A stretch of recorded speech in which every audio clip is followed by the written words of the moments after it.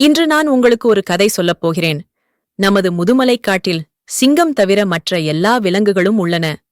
பெரிய காடு மேற்கு தொடர்ச்சி மலையின் அடிவாரத்தில் இருக்கிறது. அதாவது கிழக்கு தொடர்ச்சி மலையும் இதில் சேர்ந்துள்ளது. காட்டில் யானை, புலி, சிறுத்தை, கரடி, நரி, ஓநாய், மான், முயல், குறும்பு செய்யும் குரங்குகள் இவை அனைத்தும் இருக்கின்றன. நான் ஒரு விஷயம் சொல்கிறேன், நீங்கள் கேளுங்கள். விலங்குகள் பிற விலங்குகளை தின்றுவிடும். யானை மட்டும் இதற்கு விதிவிலக்கு. புலி மற்றும் சிறுத்தைக்கு பிடித்த உணவுமான்தான். ஒரு மானை பார்த்துவிட்டால் சிறுத்தை விடவே விடாது. தொடர்ந்து ஓட்டம் என்றால் பயங்கர வேகமாகத் துரத்தும். மானும் சிறுத்தையை பார்த்துவிட்டால் வேகமாக ஓட ஆரம்பித்துவிடும். கடைசியில் சிறுத்தை மானை கடித்துக் குதறிவிடும். இங்கு ஒரு விஞ்ஞான விஷயம் உள்ளது. சிறுத்தையின் வேகம் பெரிது. ஆனால் அந்த வேகத்தை விட மான் பல மடங்கு வேகமாக தாவி தாவி ஓடும். மானின் வேகம் அதிகமாக இருந்தாலும் சிறுத்தை எப்படி மானை பிடிக்கிறது? சிறுத்தையின் வேகம் மானின் வேகத்தை விட குறைவாக இருந்தாலும் கடைசியில் மான் சிறுத்தைக்கு பலியாகிவிடும். இது எப்படி சாத்தியம்? மானுக்கு மிக அதிக வேகம் இருந்தாலும் அதற்கு சந்தேக புத்தியும் இருந்தது. பதட்டத்தில் மான் யோசிக்க வாய்ப்பு இல்லாமல் போய்விட்டது. ஆம், சிறுத்தை துரத்தும்போது 5 நிமிடங்கள் கழித்து மான் நின்றுவிடும். சிறுத்தை வருகிறதா எனப் பார்க்கும். இதில் பல நொடிகள், சில நிமிடங்கள் போய்விடும். மீண்டும் சிறுத்தை வருவதைப் பார்த்து மீண்டும் தாவி தாவி வேகமாக ஓடும். மீண்டும் அதே தவறு.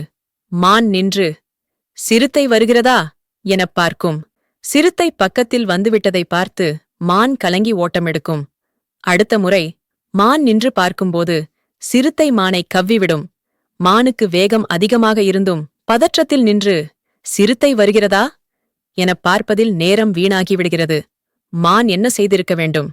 திரும்பிப் பார்த்து நேரத்தை வீணடிக்காமல் தொடர்ந்து ஓடியிருந்தால் சிறுத்தையால் மானை பிடிக்க முடியாது.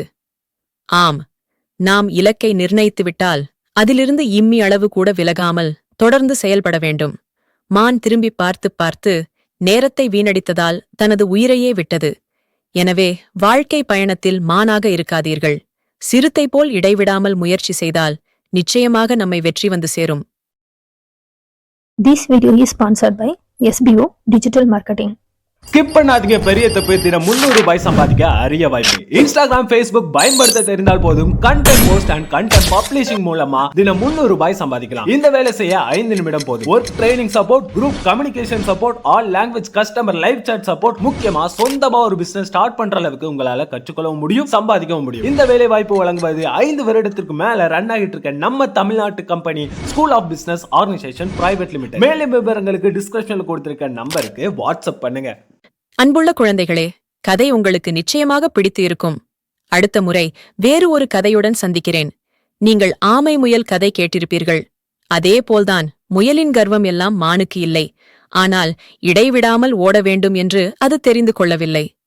குறியை நிர்ணயம் செய்துவிட்டால் அதிலே மட்டுமே நமது கவனம் இருக்க வேண்டும். திரும்பிப் பார்க்கக்கூடாது.